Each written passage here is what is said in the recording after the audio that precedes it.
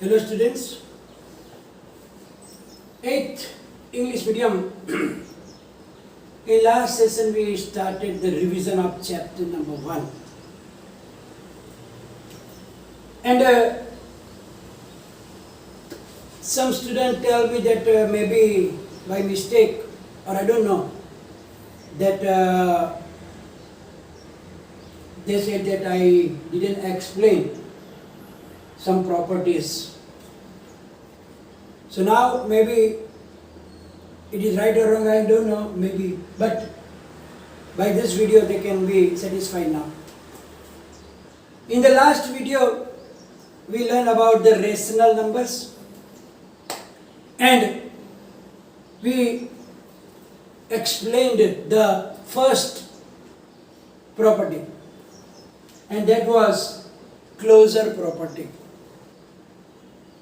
And we saw that the rational numbers are closure under the operations of addition, subtraction and multiplication. And if we exclude 0 from the rational number, then division is also closure, closed under the addition. And so rational numbers are closed under all, but in division we have to just exclude 0, otherwise it is not closed, because division by 0 is not possible. Now let us understand the next property of the rational numbers, and that is the commutativity, or you can say commutative property. Commutative property says that we take any two integers or whole numbers or rational numbers, but here particularly we are talking about rational numbers. So when we take two rational numbers, then we can add them in any order. Any order means if it is given like this, 3 by 5 plus 4 by 5. But by mistake if you write down 4 by 5 plus 3 by 5, it doesn't make a difference. It means that you can add two integers or two rational numbers in any order. So two rational numbers can be added in any order. It means that the addition is commutative for rational numbers. So addition is commutative for rational numbers. In general, how can we write it? For any two rational numbers A and B, if you take any two rational numbers, say A and B, then A plus B is equal to B plus A. So if you change the order, the answer will be same. It doesn't make any effect on the answer. So you add two integers in any order. So we can say that addition is commutative for rational numbers. And this is the example also we already took. That if you take 3 by 5 plus 4 by 5, then it will be 4 plus 3, 7 by 5. Here also it will be 7 by 5. Because it doesn't make any effect. That we already learned in the integers also. 3 plus 5 is also 8, 5 plus 3 is also 8. Similarly in the rational numbers also, it is like that. So the rational numbers are commutative for the addition. Now for subtraction. Subtraction is not commutative for rational numbers. It means that 3 minus 5 and 5 minus 3 are not the same. Similarly for the rational number also it is true that we cannot add any two rational numbers in any order. In that order must be kept, otherwise you will get the opposite answers.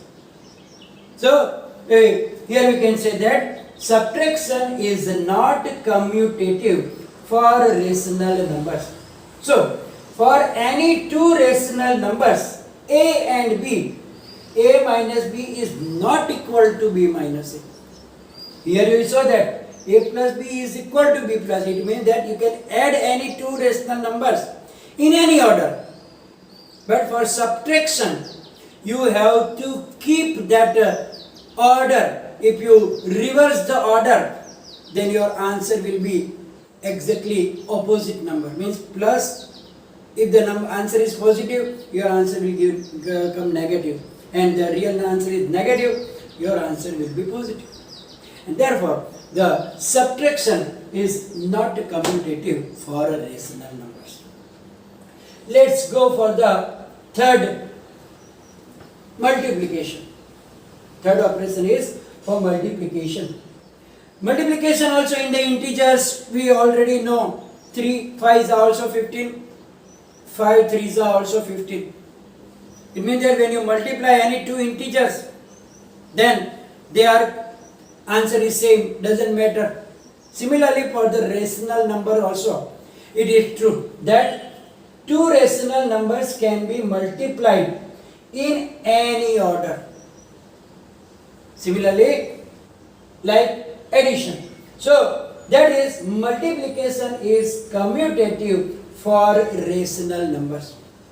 So, in general, how can we write down? For any two rational numbers a and b, a multiplied by b is equal to b multiplied by a. So, here the order is not important. You can multiply them any way which is easier for you. If you remember 3 5s or 5 3s, that depends on you. So, in multiplication, we can multiply rational numbers in any order. It doesn't make any difference in the answer. So, for example, 4 upon 7 multiplied by 3 upon 2, or you do 3 upon 2 multiplied by 4 upon 7, your answers will be same. So, the numbers, rational numbers can be multiplied in any order. So, multiplication is also commutative for the rational numbers. Now, the last operation, that is division. Division, same like the subtraction, we have to keep order. It means that we cannot divide any two rational numbers in any order, because answer will be upside down, reciprocal of each other. And therefore, the order is important here. So, division is not commutative for rational numbers. Thus, for any two rational numbers a and b, a divided by b is not equal to b divided by b. Thus, here we learn the commutative property, in which we learn that the rational numbers are commutative for addition and for multiplication, and they are not commutative for the two operations like subtraction and division. Now, the third property, that is the associativity. In the natural numbers and integers also we learn the property of associativity, in which we saw that when we have to add three integers, then we can make the groups of any two integers, and then we add them, and then in the answer we can add third integer. It means we can make the convenient groups of two integers. Similarly, here also the associativity property is there. First, we will talk about addition. We know that the integers are associative for the addition. It means that when we add three rational numbers, then we can make any group of desired numbers which is easier for you. And then we first add that, and then in the answer we can add the third rational numbers. So we can say that addition is associative for rational numbers. That is, for any three rational numbers A, B and C, we can make the group of B and C. B plus C plus A means A plus into bracket B plus C. So first we add those two integers, rational numbers, and then the answer is added in the third one. Or you can make group of the first two numbers and then add the answer in the third rational numbers. Then the answers will be same. And therefore we can say that they are associative. So the rational numbers are associative for addition, or you can say that addition is associative for rational numbers. So as I told you, it can written as A plus into bracket B plus C is equal to A plus B plus, or you can make another different also. You can make the group of A and C also. So whatever two numbers easier for you to add, you can add them first. So it can save your time also and less chances of making mistakes.